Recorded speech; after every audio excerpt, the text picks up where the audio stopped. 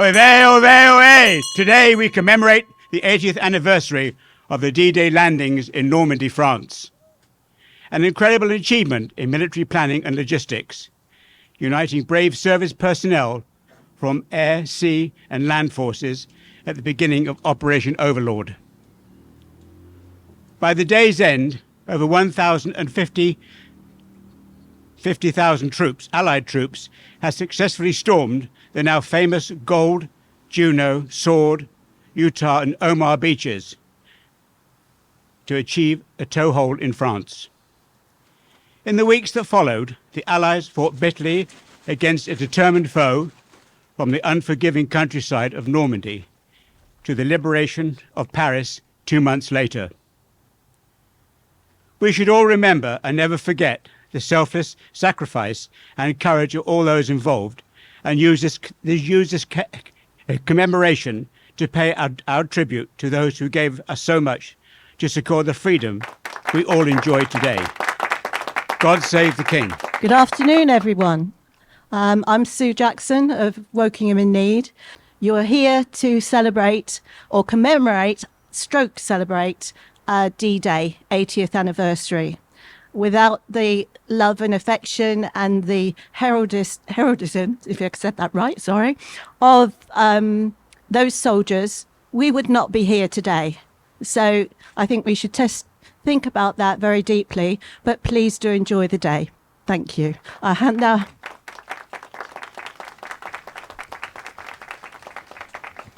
now hand over to his Deputy Lord Lieutenant. Well, good afternoon, everyone. I'm delighted to be here on behalf of the Lord Lieutenant to represent His Majesty King Charles III as Deputy Lieutenant of the Royal County of Berkshire. Thank you to Wokingham in Need for inviting me to this important community event, which has been put on entirely free of charge for everyone present. Thank you, Wokingham in Need.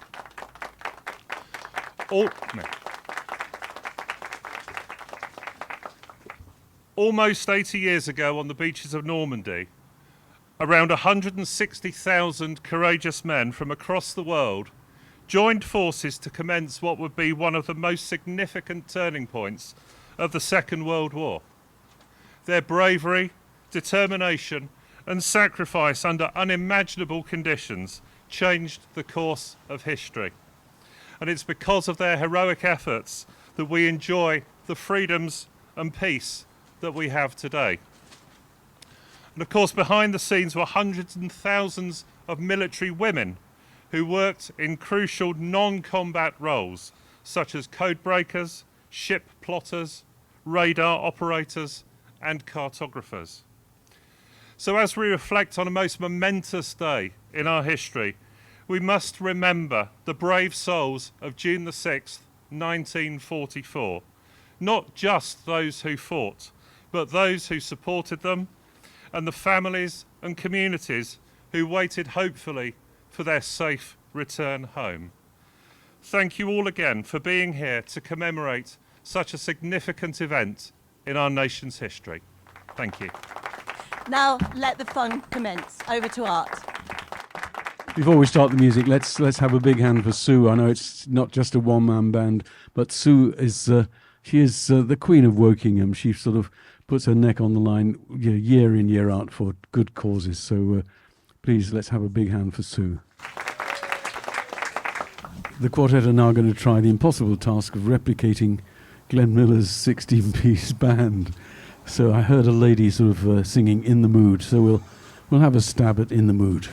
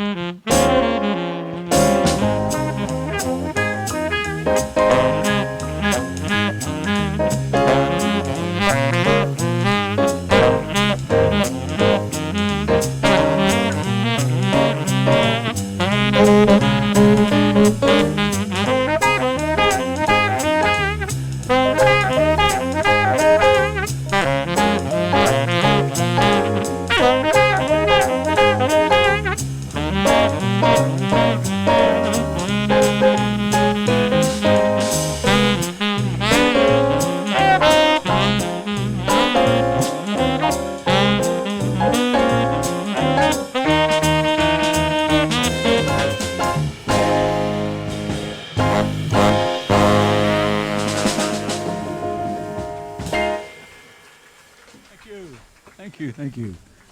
Well danced, everybody. Okay, ladies and gentlemen, afternoon tea is about to be served. Hot tea, hot coffee, and some wonderful tea and cakes and sandwiches. And it's coming round to you. Please put your hands together for the wonderful Bailey Dolls. Oh, I think it's one we all know, ladies and gentlemen.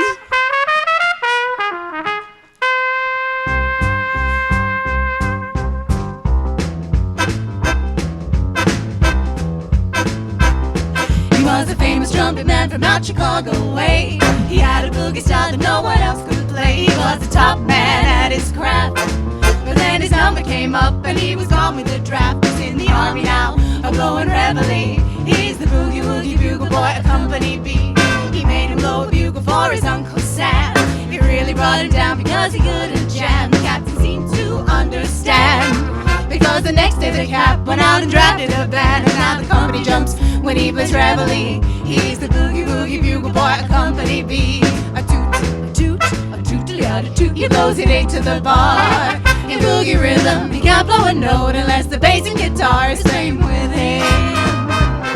He makes the company jump when he plays reveille. He is the boogie woogie bugle boy of Company B. He is some boogie woogie bugle boy of Company B. And when he plays boogie woogie bugle, he is busy as a busy bee. And when he plays, he makes the company jump in 8 to the bar. He is the boogie woogie bugle boy of Company B. We've had the pleasure of working with Wokingham in Need for approximately 10 years now, and it's just great to see how Sue's become such a big part of the Wokingham community. And what a great way to showcase this and being able to see what they've done for Wade that are local to Wokingham for the D Day celebrations. Credit to all the local charities that help to support events like this, and I'm sure everyone's going to have a fantastic day. And thank you very much again to Sue and all her team for allowing Prospect to be part of their charity, and of course obviously helping them to raise money within the local area. Puts the boys to sleep with boogie every night and wakes them up the same way in the early bright. They clap their hands and stamp their feet because they know how he plays. When someone gives him a beat, he really breaks it up when he plays reveille. He's the boogie woogie bugle boy of Company B. A toot, a toot, a tootly attitude. He blows it 8 to the bar. He can't blow a note unless the bass and guitar is playing with him. And the company jumps when he plays reveille. He's the boogie woogie bugle boy of Company B.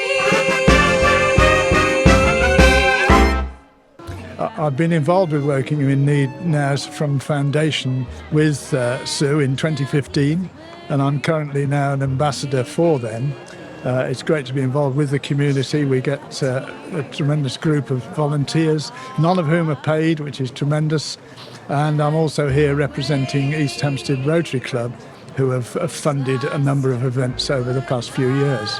It's good to see so many people here supporting it. Shoo, shoo, shoo, baby. Shoo, shoo, shoo, baby. Bye, bye, bye, baby. Do-da-do-day. Your papa's off to the 7 seas. Don't cry, baby. Don't sigh, baby. Shoo, bye, bye, baby. Do-da-do-day. When I come back, we'll live a life of ease. Seems kinda tough now to say goodbye this way, but Papa's gotta be rough now so that he can be sweet to you another day. So hello, I'm Stefan Fafinski. I'm one of the Deputy Lieutenants for the Royal County of Berkshire. Thrilled to be here this afternoon at the Wokingham in Need D Day commemorative event at Wade, which has been put on free of charge for the members of the community to commemorate a really significant and important event in our history. Great food, great refreshments, great music, really good fun too. Shoo shoo, my baby, goodbye, goodbye. Papa's off to the 7 seas. Right, ladies and gentlemen, I'm sure you thoroughly enjoyed that. There will be more, but I'd like to introduce you now to Kevin, who is going to give you a poignant story about D Day. Now, D Day was a term used by the military for the start of a campaign, but the only D Day that anybody ever remembers is the landing at Normandy. It's going to be a story about one of the people, one of the 156,000 people who landed on the Normandy beaches. And the one person I'm going to talk to about is Corporal Arthur Ernest Lenton, who was my father. Now, my father was born in 1919, and he lived with his 7 brothers and sisters in a former workhouse, and so it wasn't the best of circumstances. So as soon as he was 18, he joined the Royal Marines. Now, I guess up and down the country, there must have been quite a few people who tried to escape some sort of poverty and join the military, not realising they would soon be at war. And Britain declared war with Germany on, got to look at 1st of September 1939. And my father was rushed into action in Egypt. He followed that up with an invasion of Sicily. Now, in 1942, Winston Churchill said to Montgomery, who was in charge of the armed forces in Britain, to start thinking and planning for an invasion so that we could rescue the people in Northern Europe. Montgomery decided that he needed to create a new Royal Marine Commando group that would be specifically trained for the D-Day landings. So they would be trained to go on landing crafts, cross the beach, and then attack the gun defences. So this new group was called the 48th Commandos, and it was made up of the brigade my father was in, and also what was then was the 7th Brigade of the Royal Marines. Now, 65% of those men were rejected. So this 48th Commandos was the best of the best and the elite commandos, and my father was one of those. So they then went away to Scotland for specific training and came back to Southampton in May to wait for the D-Day landing to start. Now, it should have started on the 5th of June 1944, but typically the bad weather in this country meant it was delayed by a day. Now, the 5th of June was actually my father's 25th birthday, so like a lot of people involved in the D-Day invasion, they were young men. Now, they were to cross the channel in light craft boats, and each had 96 soldiers on them, and there were 6 of these for the 48th Commandos. And they were to be the second wave of attack. The first attack was going to come from the North Shore Canadian Infantry. So when you see posters of Juno Beach, you'll have a Canadian flag, but in actual fact, a third of the people there were British. So they set off, and as they came to the shore, they realised that the Canadians had taken a horrible hammering. In fact, 50% of the Canadians were either killed or wounded and didn't get off the beach. And there were 2 main reasons for that. Firstly, the naval bombardment of the defences wasn't successful, so most of the guns were still operational.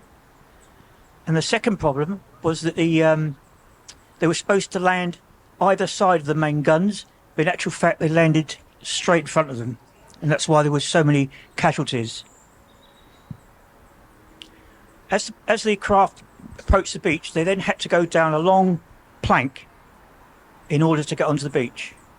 Now, my father only told me one thing about the war, and that was the guy who went down in front of him was killed dead. So once on the beach, they, like the Canadians, took a beating from the guns above, and 40% of the commandos were either killed or injured trying to get across the beach. At the end of the beach was a sea wall, and that was the assembly point. So they all went there and waited for the specialist team to go in and clear the mines in the sand dunes and create a path which my father and the others would have gone up to get onto beyond the beach. The next task was to try and destroy what was called a strong force. This was a heavily concreted a building which had guns facing the sea. Now, they were successful in destroying this, but on the approach, my father was badly wounded by a mine, which put shrapnel in his leg. And so for him, that was the end of D-Day. He was, like a lot of other Marines, sent back home to recover. As an aside to that, many years later, my mum said to my dad, such and such room needs decorated, he would say, I can't, the shrapnel's on the move. Now, we're all here today to have a bit of fun, but we must also remember the sacrifice that so many men made on that day 80 years ago. So we're going to have a minute's silence to just have a reflection on that. So those of you who are capable and happy to stand, could you do so, please? Okay, I'll start the minute's silence now, and then I'll end it in a minute's time, okay?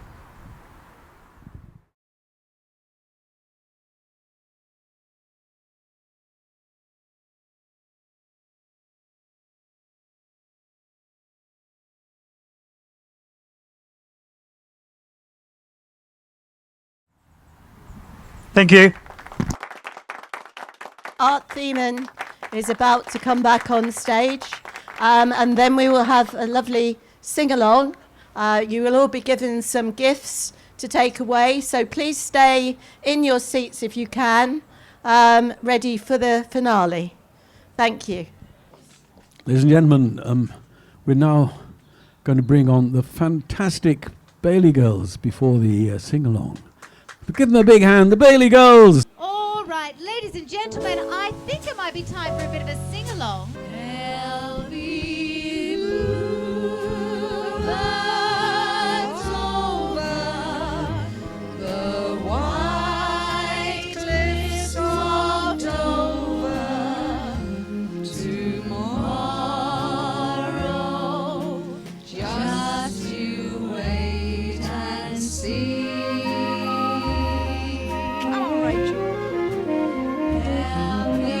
love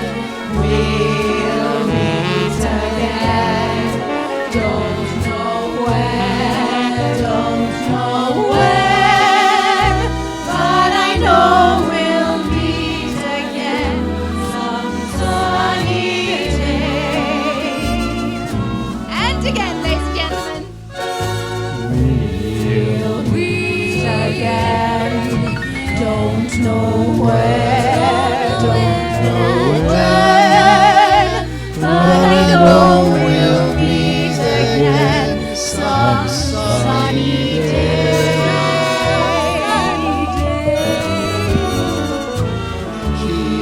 All people smiling just like you always do, till the blue skies drive the dark clouds far away.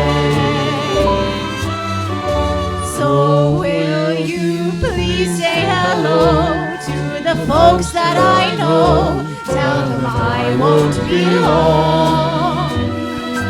They'll be happy to know that as you saw me go, I was singing this song. We'll meet again. Don't know where, don't know when, but I know we'll meet again some sunny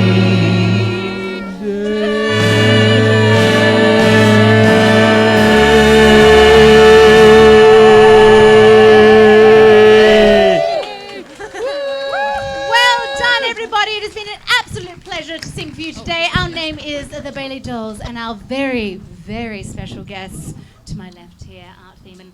It's been an absolute pleasure, to be honest. Thank you so much. Pleasure for us too, ladies. The Oh, Bailey thank you Dolls, so ladies much. and gentlemen. The Bailey Dolls. I am so proud of my team from Wokingham in Need. I really am. And the added help that we've received from people such as the girls from Tesco's and Co-op, everybody who is here who has helped. It's wonderful. Yes, please do. Please do. And as if ever, or as ever, Art Thiemann has been wonderful, and I rung him up and said, Art, are you free? What are you doing? Can you provide a quartet? And what did he say? Yes. So we're very, very, very fortunate. So very fortunate. The other person I would like to thank deeply is Kathy and her team. She has been marvellous, and all of the people who, in the rain, yesterday, from early in the morning all through the day, who were out here working hard. So please give yourselves a clap. Emma from the centre, so grateful to you for all the help that you have given. It's been wonderful. Bailey Dolls, it's lovely to see you again. I will see you again, definitely. So without further ado, I'm quite sad to say goodbye because I don't want it to finish, to be perfectly honest. It's been wonderful. I'm getting emotional now. But thank you so much. And now I'm going to hand over to Philip. And thank you, Philip, for your assistance as well. Good afternoon, ladies and gentlemen. My name's Philip Murphy and I'm the chairman of the trustees here at Wade. And it's my role today to say a very big thank you to Sue Jackson and all the team of Wokingham in Need for their extensive preparation, planning and funding of this event today that marks the 80th anniversary of that major turning point of the last war on the 6th of June 1944. Many, many lives were lost that day and subsequent days in the fight for our freedoms today, and for that we're eternally grateful. We've heard reflections today from those closely affected by that day's events, and it caused me to look back to my father's involvement in the last war and the involvement of a past workmate. My father served in the 1721st Lancers in the war, and on the 6th of June 1944, he was fighting the Italian War at Monte Cassino. That was a very different battle to the battle on the beaches, but he also lost many friends in that battle. And I then recall talking to a friend I worked with some 30 plus years ago about D Day, at which he commanded a landing craft going to one of the beaches. And when the troops disembarked, he then reverted to the job of being a beach marshal, standing on a plinth to direct the troops on that beach to where they were needed. and what he saw that day that never left him, particularly the sacrifices of the brave men and all the services, that's all three services that made that day and the weeks ahead, a success for which we have to be very grateful today. So finally, I would like to thank our distinguished guests for joining us here today, and also Emma, our manager, and all the staff and volunteers here at Wade for their support for this event as well. We look forward to welcoming you all to Wade again on another day. Thank you very much indeed. And the final thing I would like to say, I would just like to read these words to you. D Day, the 6th of June, 1944. Operation Overlord commenced, leaving the world in awe. We should all remember and never forget the selfless sacrifice and courage of all those involved, and use this commemoration to pay tribute to those who have gave so much to secure the freedom that we all enjoy today. Thank you.